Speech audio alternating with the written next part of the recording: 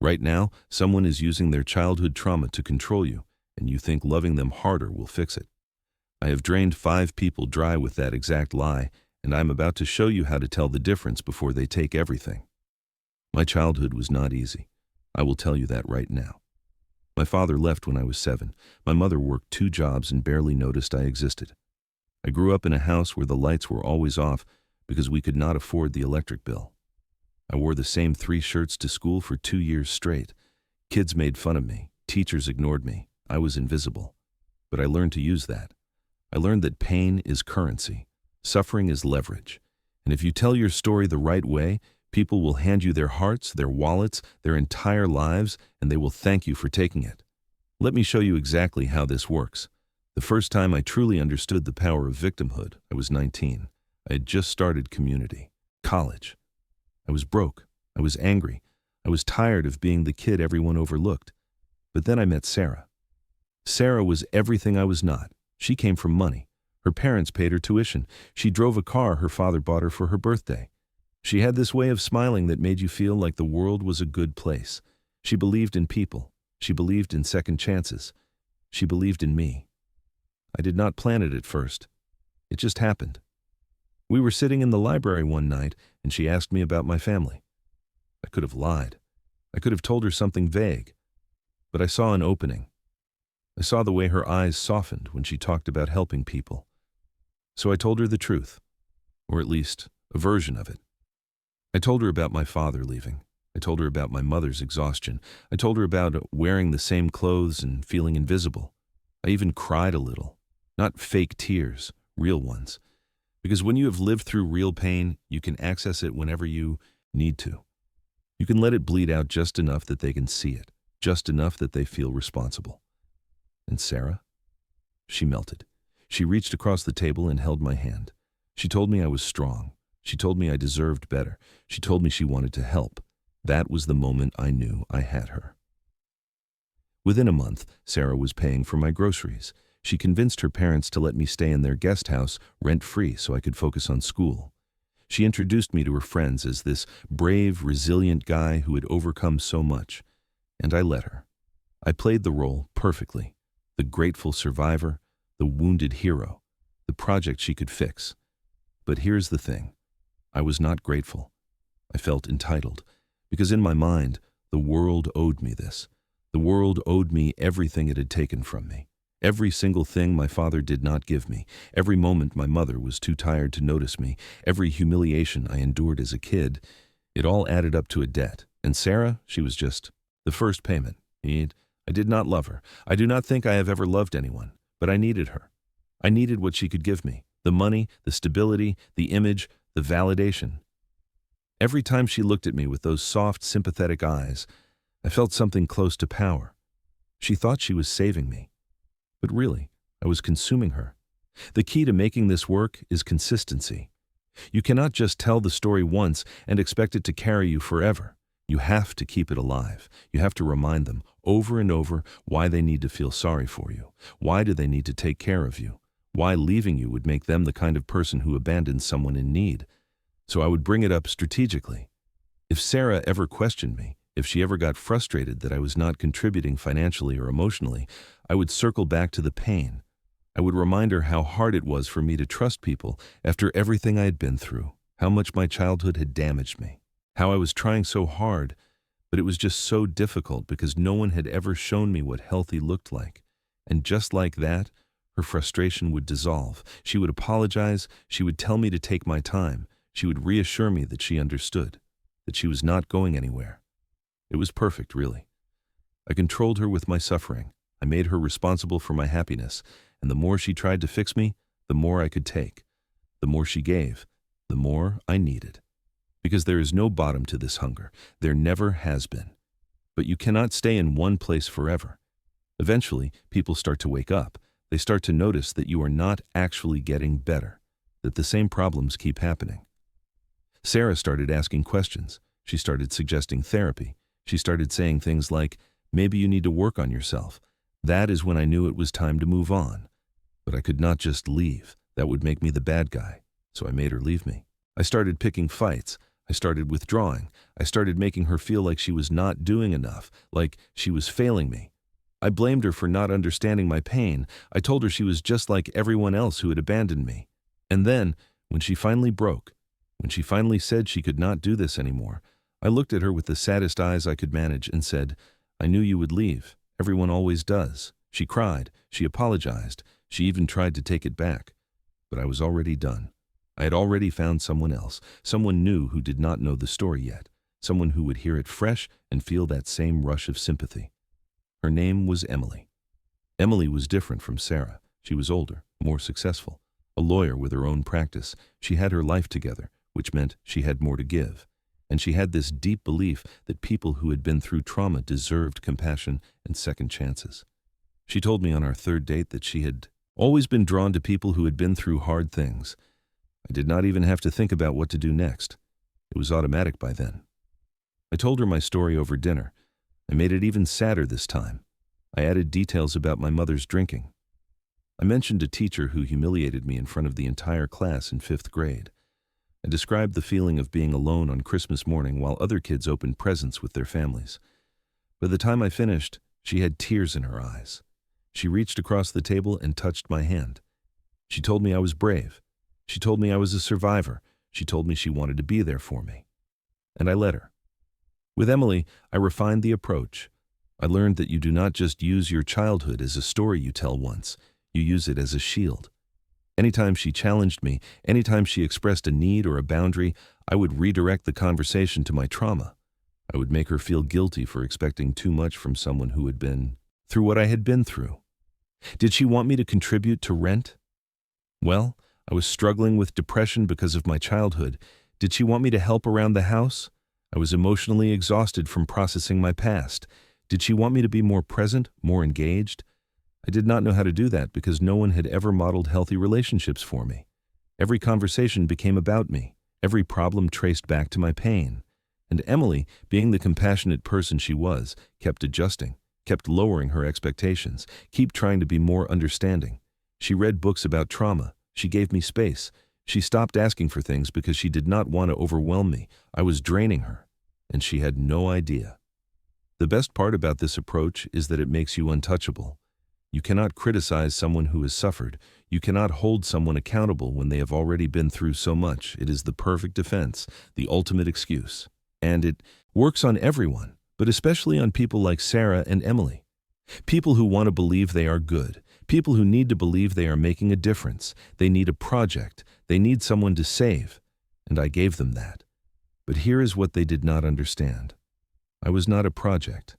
I was a black hole. No amount of love, money, or support was ever going to fill the emptiness inside me.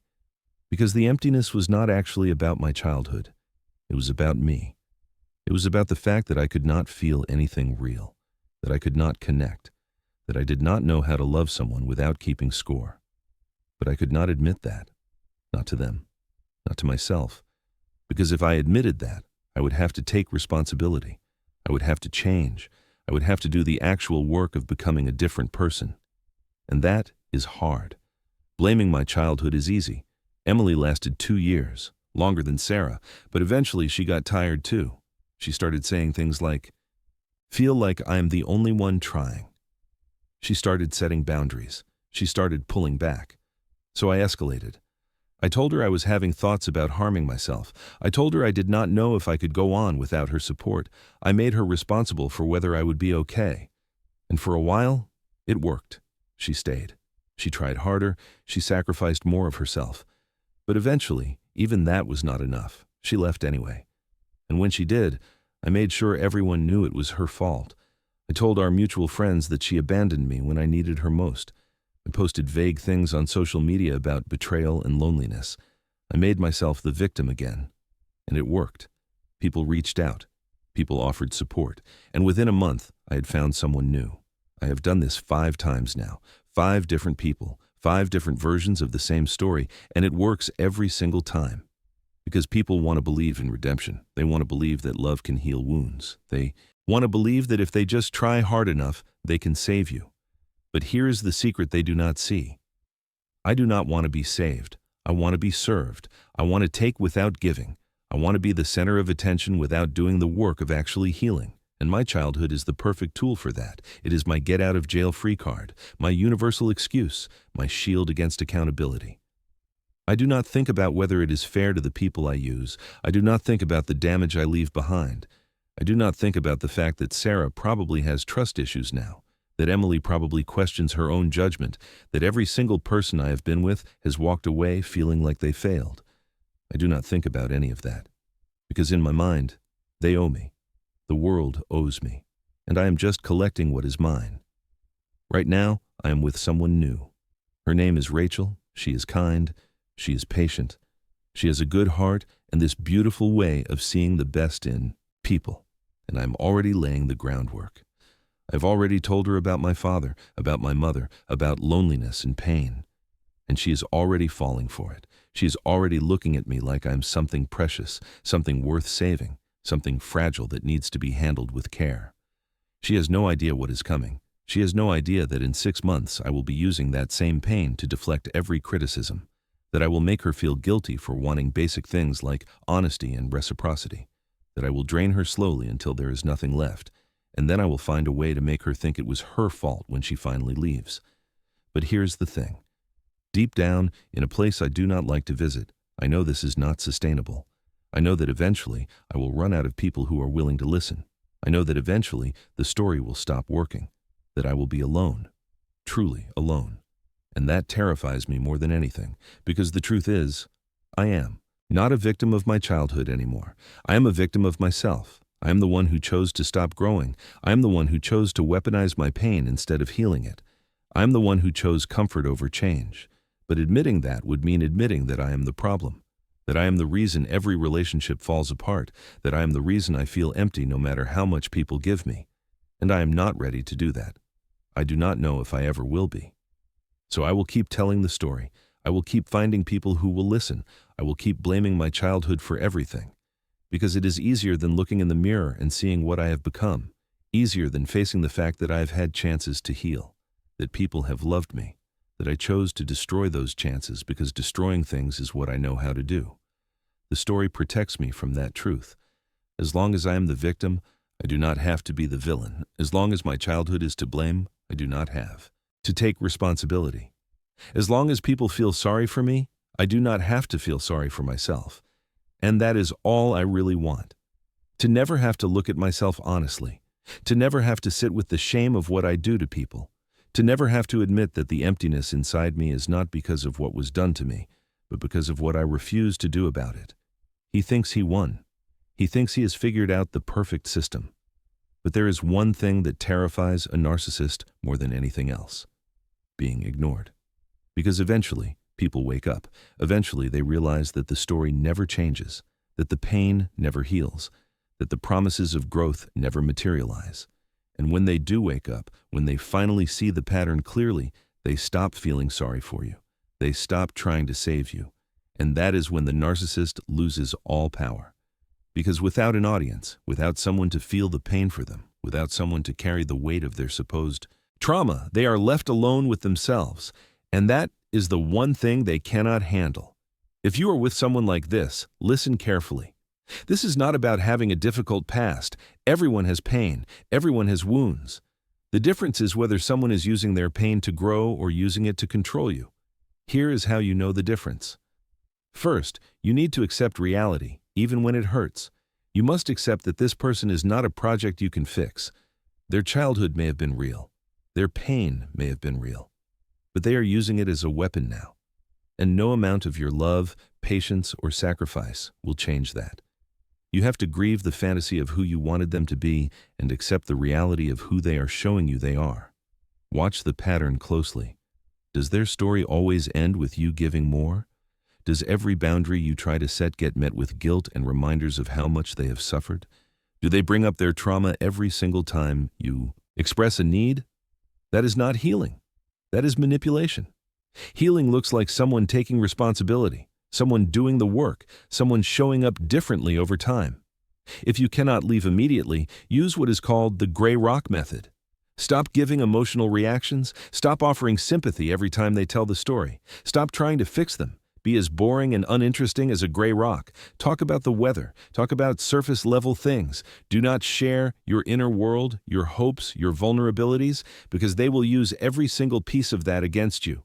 Do not waste your energy trying to call them out. It will not work. They will twist everything you say. They will make you the villain. They will tell you that you are heartless for not understanding their pain. Save your energy. Focus on your exit plan instead. The most effective strategy is complete no contact. Block their number. Block their social media. Do not give them any avenue to pull you back in with another version of the story. Because they will try. They will reach out when they need supply again. They will tell you they have changed, that they have been in therapy, that they finally understand what went wrong. And if you listen, you will fall for it again. If you must stay for practical reasons, co-parenting or shared work environments, protect your inner world fiercely. Interact on a surface level, but keep your soul at a distance. Do not give them access to your hopes, your dreams, your fears. They will exploit every single one. You can be civil without being open. Document everything if you are dealing with legal matters. Save every text message. Record every conversation if it is legal in your area. Write down dates and details of incidents, because they will gaslight you. They will rewrite history. You will need proof, both for others and for yourself, when you start to doubt your own memory. Here is the truth that no one wants to hear. Their childhood may explain their behavior, but it does not excuse it. And it is absolutely not your responsibility to heal them. You cannot love someone whole. You cannot sacrifice yourself into their recovery. The only person who can save them is themselves.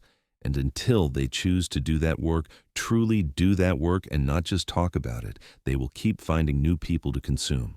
New sources of supply. Do not be the next one. Do not be another year of your life spent pouring into someone who is not actually trying to heal. You deserve someone who takes responsibility for their own healing, someone who shows growth over time, someone who does not use their pain as a weapon every time you ask for something basic.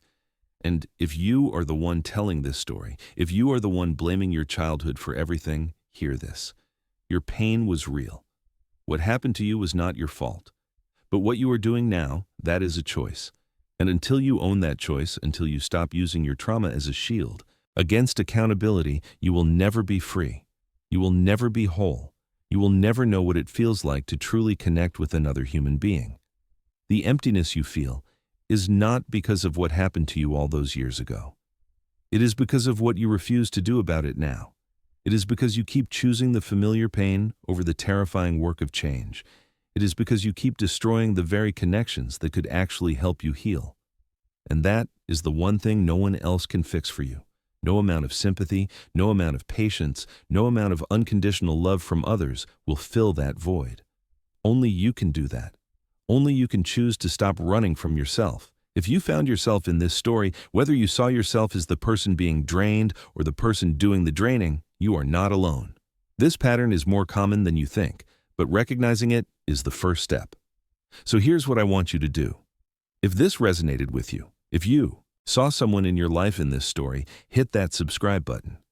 Not because I need the numbers, but because you need the reminders. You need to keep learning about these patterns. You need to keep strengthening your ability to recognize manipulation when you see it.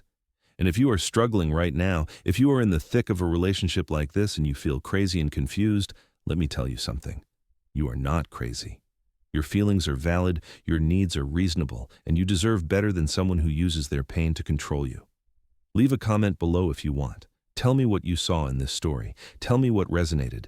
This community is here for you. We see you, we believe you, and we are rooting for your freedom. Share this to anyone you know who needs it, and don't forget to subscribe to help us make people more aware of what might be happening without them knowing. Stay strong. Stay aware. And remember that the best revenge against manipulation is living a life that is authentically yours. A life where you set the boundaries, where you choose who gets access to your energy, where you refuse to let someone else's refusal to heal become your life sentence. You have got this, and I will be here, breaking down these patterns, showing you the tactics, giving you the tools to protect yourself. Because you deserve to see clearly, you deserve to choose freely, and you deserve relationships built on genuine connection, not calculated manipulation. I will see you in the next one.